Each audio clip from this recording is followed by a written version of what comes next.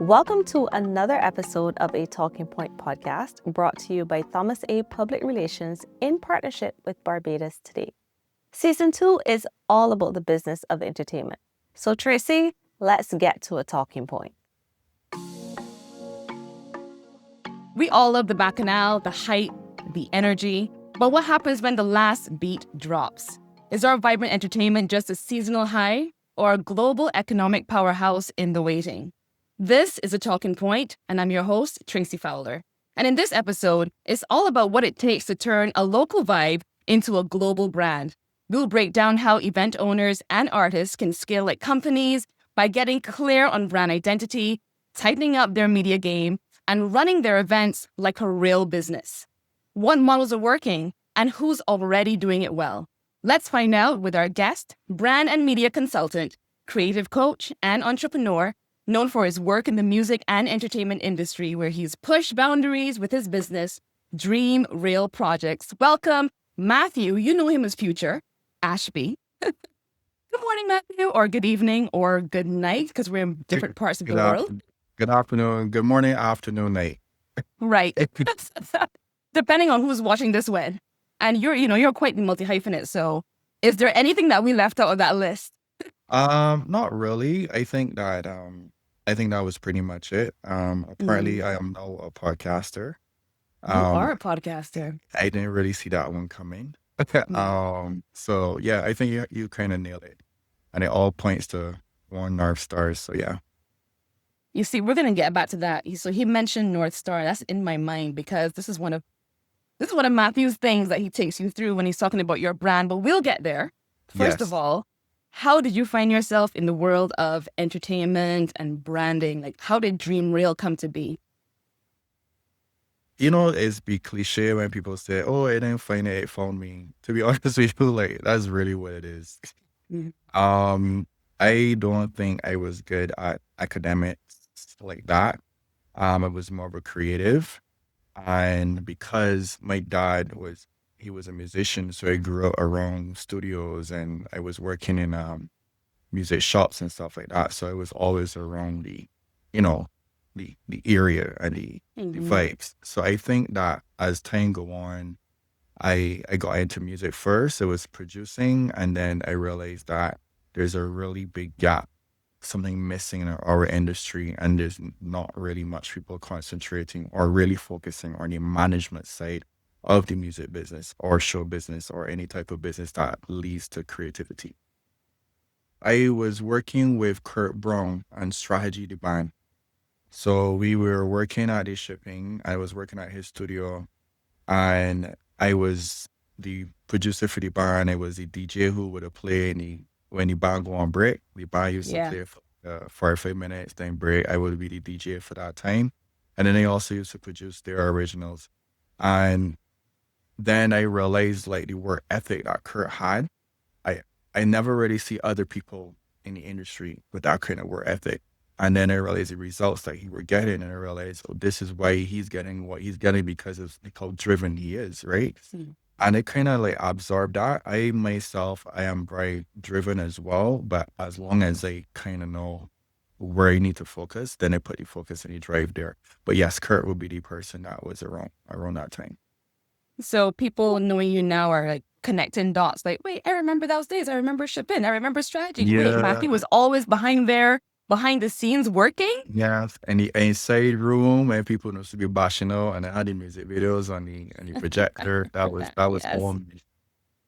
Wow, oh my God. I love hearing those beginning stories because now we're seeing Dream Real Projects Inc., right? And that's where it all started. So we're going to get right into the conversation and really just dive into brand architecture.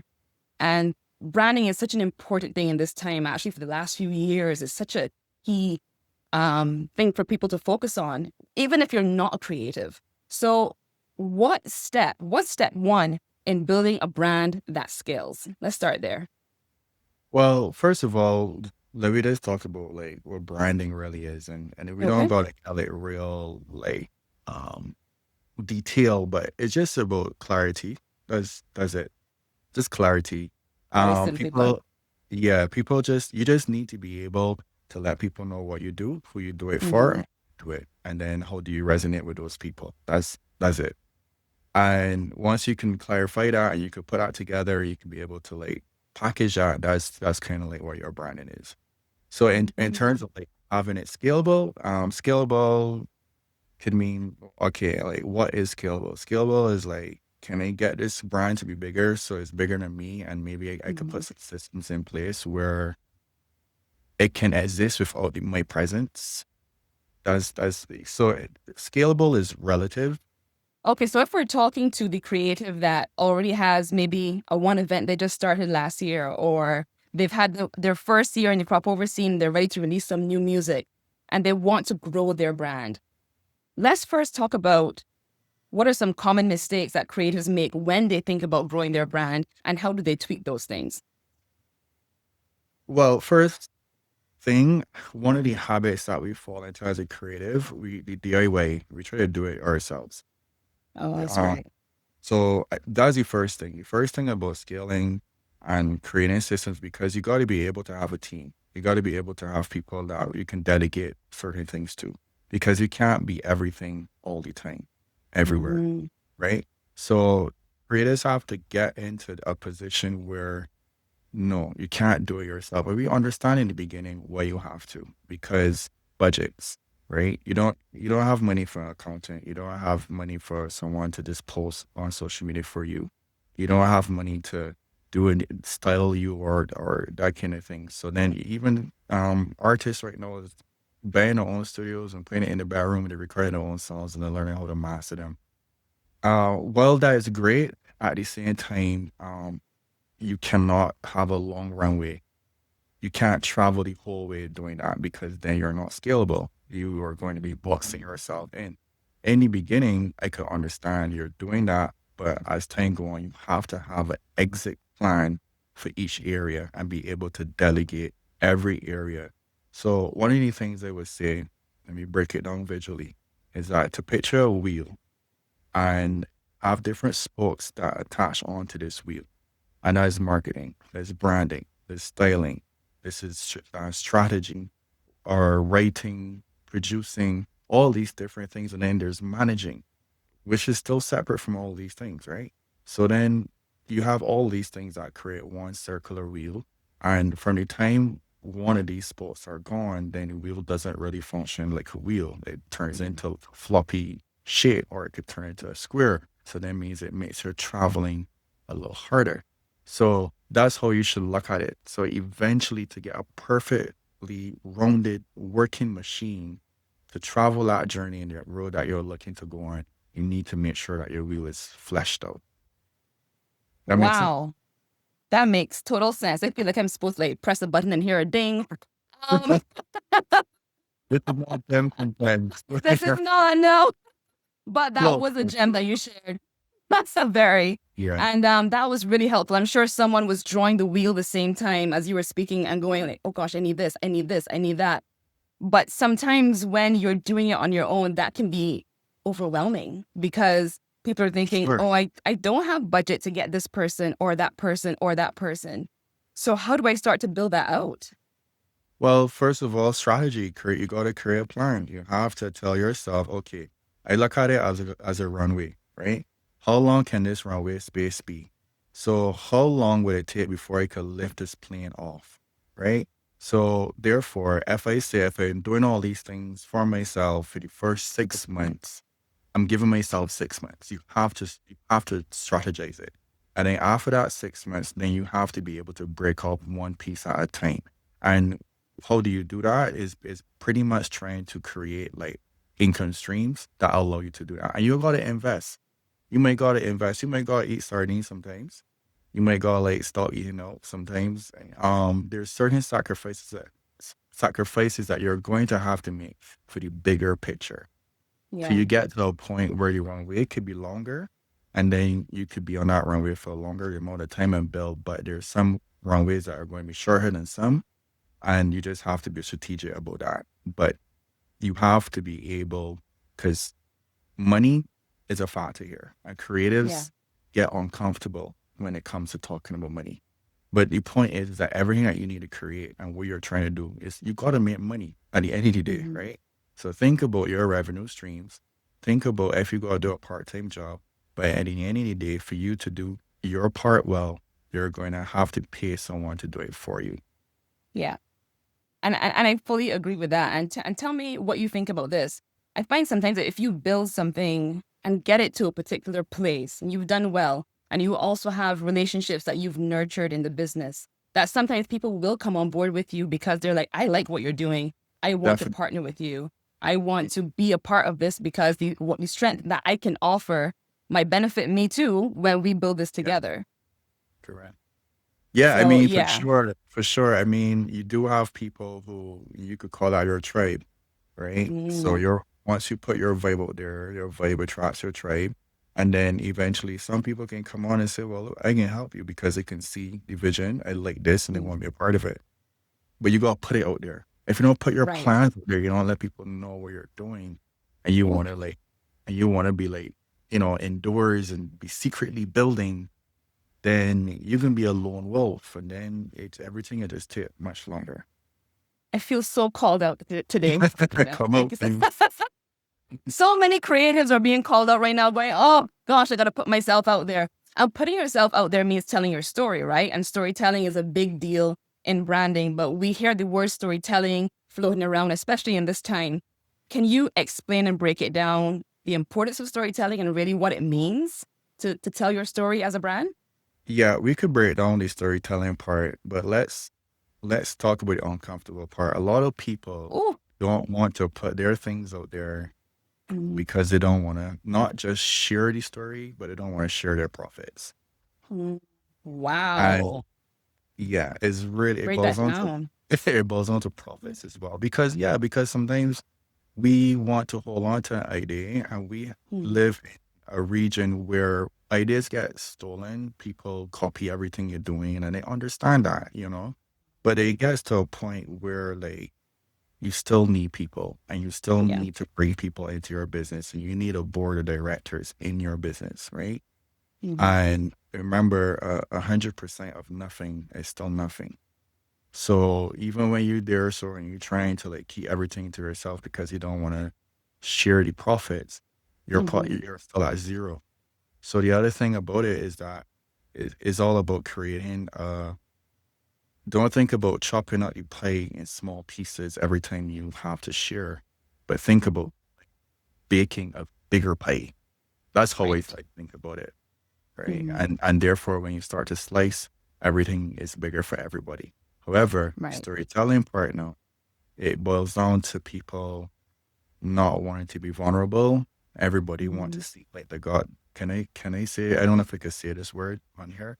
Anyway, I can shift it. Everybody want to seem like if they have this stuff together, and Okay. We got the word. I, yeah, yeah. Everybody Mhm. want to they got everything together, and so they don't want to be vulnerable. They don't want to show how human they are. But at the same time, Mhm. that the thing that you're running from is the exact thing that's going to connect you with your people. Yeah. So storytelling is important because branding is about being clear and resonating with who you want to serve. And Mhm. people able to relate to you. A heart speaks to heart. At the end of the day, all these things that we're building a brand is core values and mission and Mhm. vision and all these things. And the more you can open it and get people to know who you are, the faster and the deeper you can go with others and they resonate with you and you start to build trust. Right. Building trust is the number one thing when it comes to branding. Because in another episode we were talking about the importance of building your community. And obviously the only way you can build your community is if you openly share. You share your story, Right. as you said, find your tribe, and you have that community with you. And even if you don't have money, your community almost becomes like your cultural capital. That is your resource. Yeah. That is Well, your firstly, leverage. listen is a thing. Mhm. And Mhm. you can ask people for help. And or you can even like put different things out, different products out, whether it's merch or whether it's a keepsake, something. And that is a way for you to start making some kind of income from your community. Right. All right. We're getting great tips. Great tips today, Matthew. Some of us, like I said, we're a little called out, but you know what? This is good. I think all creatives need the push and the reminder. we never get tired of it. You are creative as well, so I think you also know what this feels like on your end. Sure. For sure. Yeah. Definitely, if there's anyone that knows what it feels like, it's me. Hey, trust me. Right. So Beginning, someone's listening now and they're like, I want to get going, but okay, I don't have all the pieces together. What is the one thing that I can get now? What is the one piece that I can add, or the one team member that can help me to bring things together? I would say another you. Wow, I that's think, good. yeah, if you could find another you, I think that that would be the most valuable thing. And when I say another you, I mean someone that you can use as a soundboard, someone that you Mm-hmm. can, someone, I don't want to just say an assistant, but it might boil down to that, but someone that can come outside and oversee everything from time to time and then still go in and help you with the details. So yeah, I would say, yeah, an assistant or someone that you can pretty much call my clone. But what about if someone finds their complete opposite? Someone who is like completely left brain, the numbers person, the person who can do what you It's be, can't do. that is true too. So again, it really depends on what skills you have, what Mm-hmm. skills you possess, what takes more time, because there are some creatives that might be good with numbers to say, well, but an accountant might not be valuable to me, but someone that could design my artwork might be more valuable to me because that takes more time. That's more challenging for me. So it's not one shoe is gonna fit everybody. It really depends on, you have to assess yourself, audit yourself, and find out what are your weaknesses, and then you then start to fill in those gaps. Okay, that's Right? great. That's great. So for you guys listening, what we're really trying to do is cover all of our bases when it comes to creatives, especially within the crop over season. And it's going to be tough for Matthew to do this in this conversation because an event requires a different thing. A person who's an artist versus a DJ versus a choreographer requires a different path, so we're trying to just mention the general tips, of course. And by the end of this episode, you'll figure out how to reach Matthew so that he can create a plan for you. And trust me, the journey is worth it. So let's continue and talk about your journey with Puffy, because we have a great example and a great story here that can be incredibly inspiring to all the creatives listening. What is the difference between building a DJ's brand versus creating an experience with this DJ? Like, Puffy is now an experience. Mm-hmm. Mm-hmm. That's a very interesting question. The difference between building DJ Puffy as a brand and the experience. Mm-hmm. I think that creating his brand built the experience organically. Um, Okay. after a while. So it wasn't like we sat down and we wanted to say that we can build the experience. I think we wanted to build a brand. We wanted we wanted people to know that this is how you can feel or the effects you want to have when you put your name out there. And then the experience then comes organically. If you're talking about the difference between the events and Mm-hmm. the difference between him, A person, that's yeah. and a person, that's different. Mm-hmm. Because a event is more building like an experience from a community aspect. Mm-hmm. Um, Meaning like we want everybody to feel like they're a part of this. That's what an event is to us. You know what I'm saying? So Yeah. we build, because we build brands, but people build events, and not the other way. You understand? So it's people who comes and feel like they're part of it. They're helping us build this thing. This is theirs. Yeah. That's the difference. So with a personal brand is more individual. It's more about their story. But then with building an event is more about their story now, building it with us. So it's more That's like interesting. more of a community thing, is including them and is allowing them to feel like they're part of this movement. Can you take us through a few of the steps, obviously without giving away all your tips and tricks, that you would take a person who is a brand through versus an event, like checklist that you would go through, what would you be looking for? I mean, they're very similar questions, and the audit would be very similar. I think, as I say, what makes a big difference here is the storytelling. Like, what story and what experience do you want people to have at each touch point? You understand? So with an event, we would get into the journey that the customer or the patron would have while attending this event. And it could be from what you wanted to feel from the time you put your first message out, that awareness stage. What do you want to feel when they buy the ticket? What do you want to feel when they get in, or when they park, or when they get through the gate?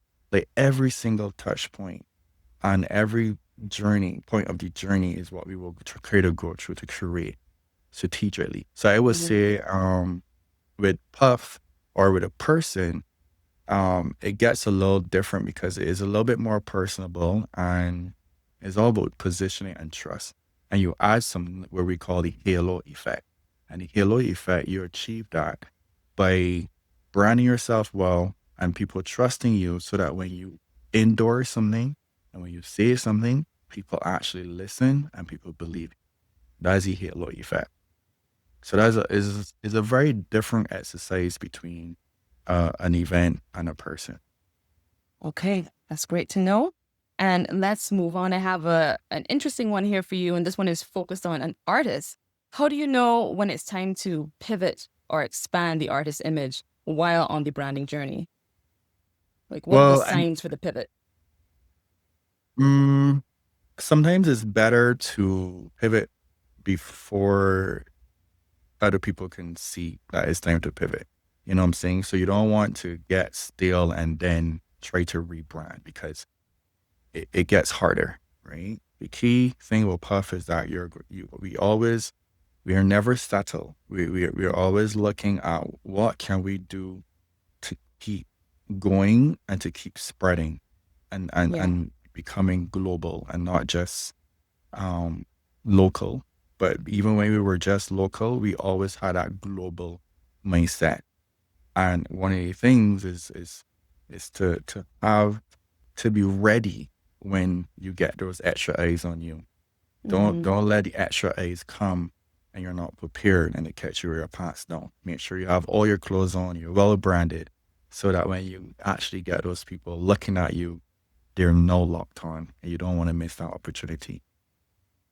In this case, what does ready mean?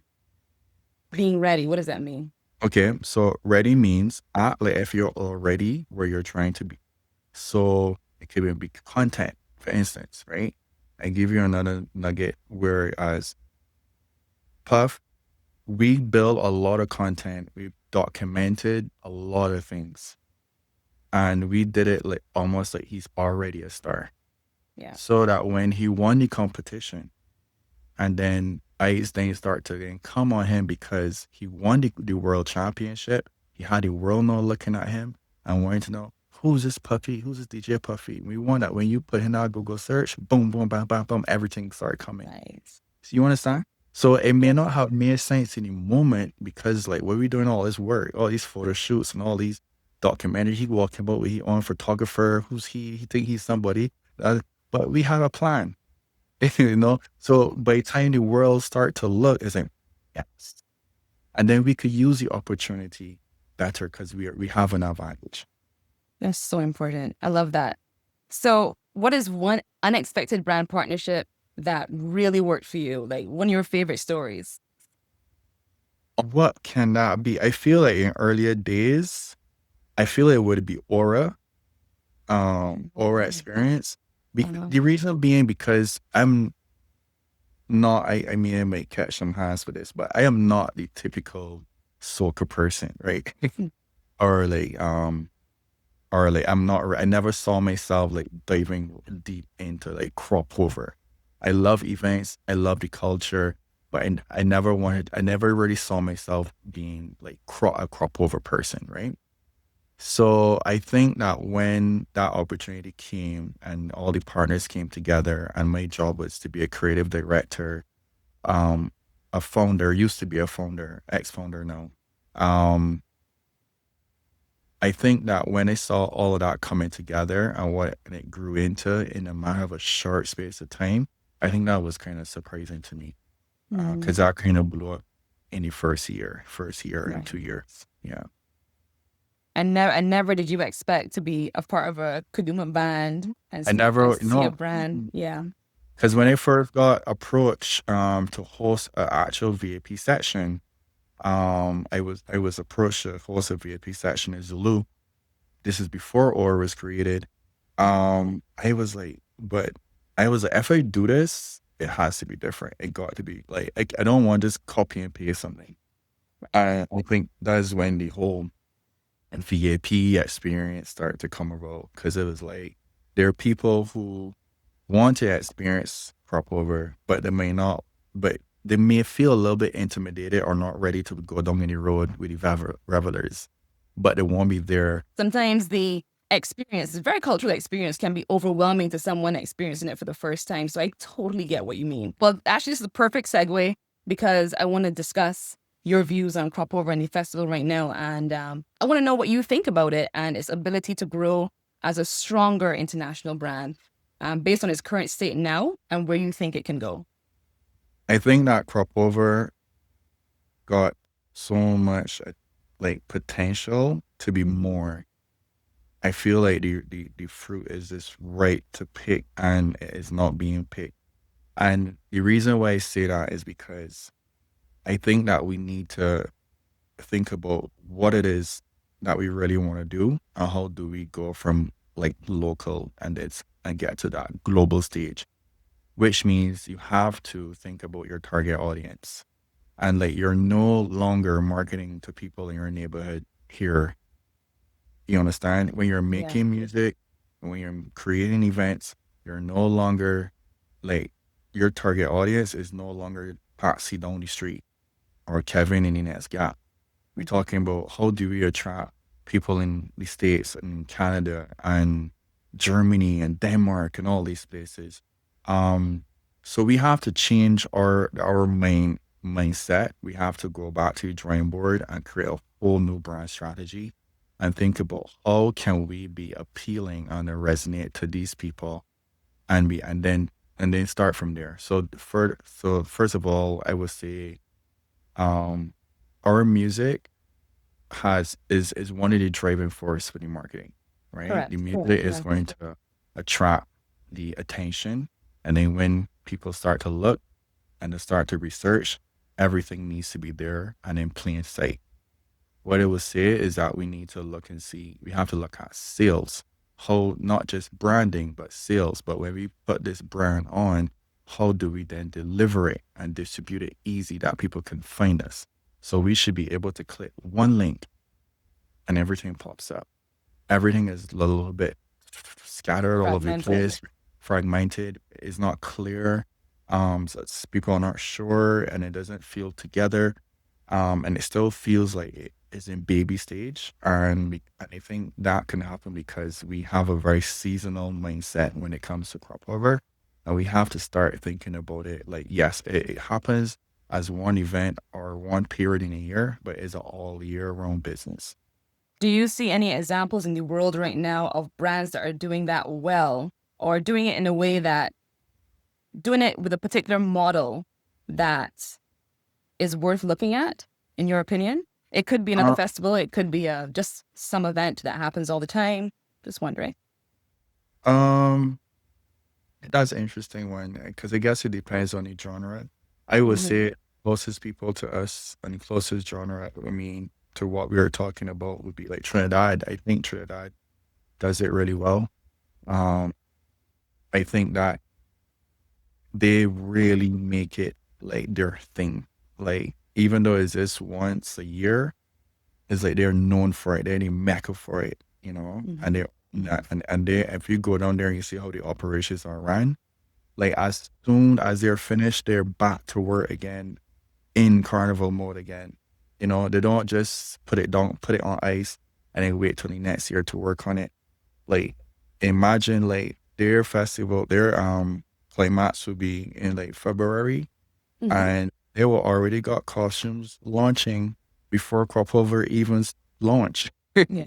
Yeah. So it boils down to the seriousness. Like when people can see the seriousness of it, then it can vary differently, you know. Yeah. But if it just look like a side piece, then it can get treated like a side piece, for a Yes. lack of a better term.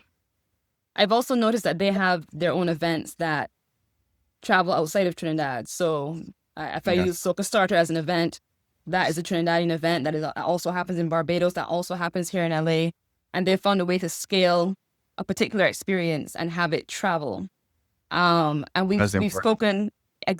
spoken about this. And do you think there are any events that we have or we have the ability to scale a particular event to have it grow beyond Barbados? Wow, Tracy. I think that we have great events, but if we put it against the world stage, does it have a differentiator? Right. Because one of the things that made the event great is that it's on the island, right? But if you take it off the island, you put it somewhere else, what changes? Does it still have its same essence? If we take the patrons and the Bajans out of it that live here, out of that event, and we carry it somewhere else, what is the backbone for that event? What is the differentiator? You get what I'm saying? So there are really, really great events worldwide. So we have to start thinking about what is a differentiator for our event, so that if we had to take it off this land and we put it on somewhere else, can it still stand up to the others? Right. And I think that the other events outside of Barbados have been able to do that, but I'm not sure if we have been able to do it as yet. I mean, I could be wrong. I stand to be correct.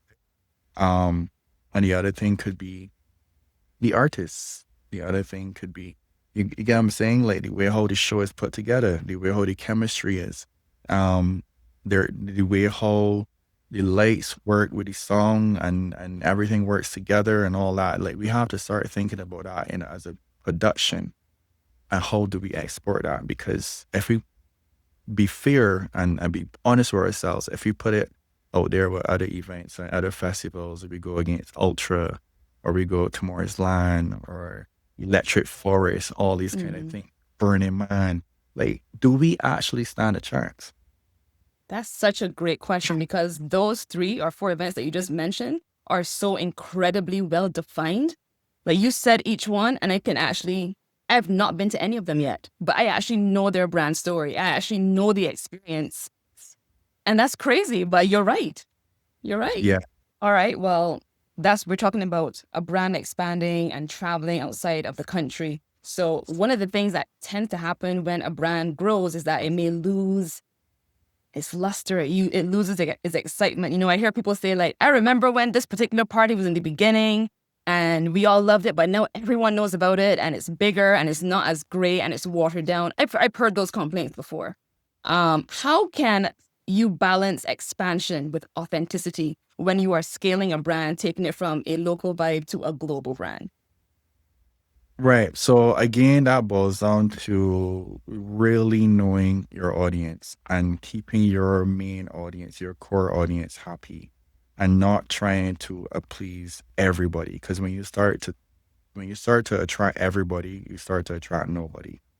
So I would say to stay true to your core, and that's the reason why strategy is important. That word strategy is going to come up, I'm sure, in every single conversation we're going to have on A Talking Point for season 2, because it really is the core of everything that you're doing, whether we're talking about finances, whether we're talking about artist management, artist development, we're here talking about branding for events or for a personal brand. Strategy is key. So what is the biggest lesson you've learned about brand consistency so far? Well, consistency. When I think about branding, it's almost like a relationship. You know, when if you're in a relationship with someone, you need to gain them trust, and to keep the trust, you gotta be consistent. You can't be romantic today and then tomorrow you're cold. You know, it gotta be consistent.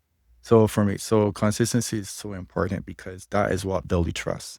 I want to know that if I buy a ticket and I go to this event, not safety in terms of security reasons, but I want to know that I'm going to be entertained. I'm going to be taken care of in a certain way. The music is going to be good. The drinks is going to be good. And the parking is going to be there. The entry point is not going to be an issue. Like when you got all the 9 points crossed off, and you only get to that level when you are consistent. Right. And therefore, people don't think about the money they spent. They leave that event and they're like, that was fantastic. There's no conversation about, I spent all this money and didn't get. I spent all this money and they ran out of, they're just happy because they knew exactly what they were going to get and their expectations were met, or the event went above and beyond. All right, Matthew, looking 5 or 10 years down the line, what needs to happen for a Caribbean festival or an artist to truly become a household name globally beyond seasonal recognition? Ooh, it's a big question. That's a big one. I think one of the things I would say to that is that it's about alignment, and it's about working together. And I think we spoke about that a little earlier in the conversation, right? There's something magical that happens when people come together and work as a movement to build an industry. One person can't build an industry. It needs multiple people and multiple facets and multiple things going on, right? And people need to be in tune with each other.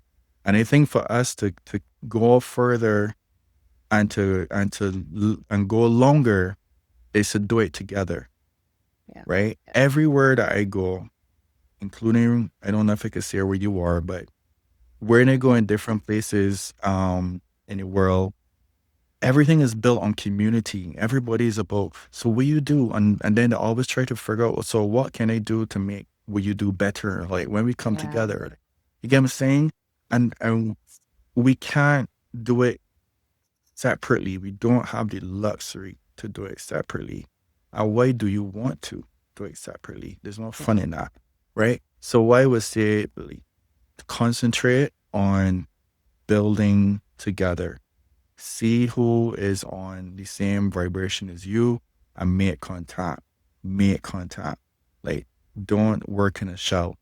Gotta come out, right? And I think that's what's going to give us longevity. Wow. I'm inspired. That was a good one. No, that's really important. And I think that's the message that has been coming through it for the entire conversation, how important the community is. And how it will be going forward.